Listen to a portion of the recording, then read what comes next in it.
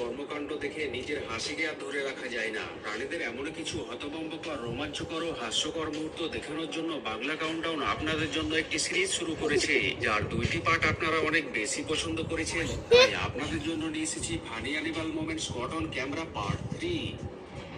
এখন যে দৃশ্যটি আপনি দেখতে পাচ্ছেন তা দেখে মনে হতে পারে পাখির একটি পুতুল দাঁড়িয়ে রয়েছে আর কয়েকটি বিড়াল পুতুলকে বোঝার চেষ্টা করছে, কিন্তু আসলে এমনটা নয়। যেখানে একটি বাবুই পাখি খাবার খেতে এসে বিড়ালের এরিয়ায় আটকা পড়ে যায় আর নিজেকে বাঁচাতে পুতুলের মতো স্থির হয়ে থেকে যায়। আল্লাহ, তুমি খেয়াল রাখো।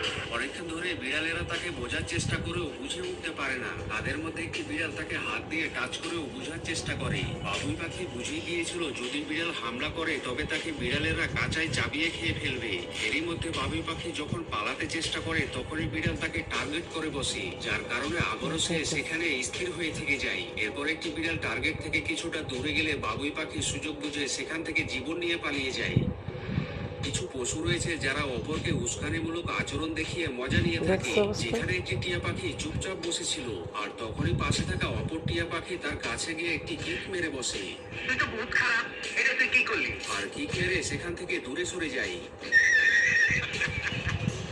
বর্তমান জামানা বদলে যাবার সাথে সাথে পশুদের মধ্যে পরিবর্তন দেখতে পাওয়া যায়। যেখানে ইঁদুর বিড়ালের ভয়ে জীবন বাঁচাতে পালিয়ে যেত, সেখানে ইঁদুরকে বিড়ালের কাছে গিয়ে বিড়ালের খাবার দখল করে খেতে দেখা যাচ্ছে। এই পরে তো দাওয়াত দেই নাই, তুই আইসা গেছিস, তোর রক্ত দাঁতটা আমি হোলি খেলুম। যখন 2টি কুকুর একে অপরের সাথে লড়াই করে তখন তারা জায়গা ও সময় পরোয়া না করে ময়দানে নেমে পড়ে। আর এখানে 2টি বাচ্চা কুকুর মুরগির ফার্মের ভিতরে এসে লড়াই শুরু করে দেয়। পাশে থাকা মুরগিগুলো তাদের লড়াই দেখার জন্য চারিদিকে ঘিরে দাঁড়িয়ে যায়। দেখে মনে হচ্ছে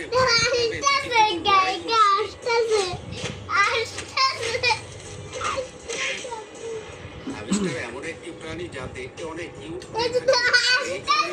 এদেরকে পালন করতে পারছে, কিন্তু এখানে জনাব হ্যামস্টারের সাথে খাবার নিয়ে মশকরা করতে চেয়েছিল আর তাকে খাবার ঠিকভাবে খেতে দিচ্ছিল না, যার কারণে সে রাগ করে স্থির হয়ে থেকে যায়। আর মালিক তাকে খাবার এগিয়ে দিল, সে কোনো মতেই খেতে রাজি ছিল না। আমি অনশন করুম, না খায় অনশন করুম, আমার অপমান করছে। এখানে একটি চিড়িয়াখানায় কয়েকটি ভালুককে খাবার দূর থেকে চালিয়ে খেতে দিচ্ছিল আর ভালুক খাবার লুফে দিচ্ছিল, কিন্তু অপরদিকে থাকা একটি ভালুক হাত দিয়ে ইশারা করে হয়তো বলতে চেয়েছিল, আরে ভাই এদিকে একটু নজর দিন।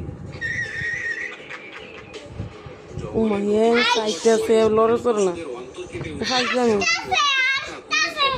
আক্রমণ করে বসে। হাল ছেড়ে দিয়েছে কি মনোযোগ দিয়ে স্যার পার হয়ে যায়।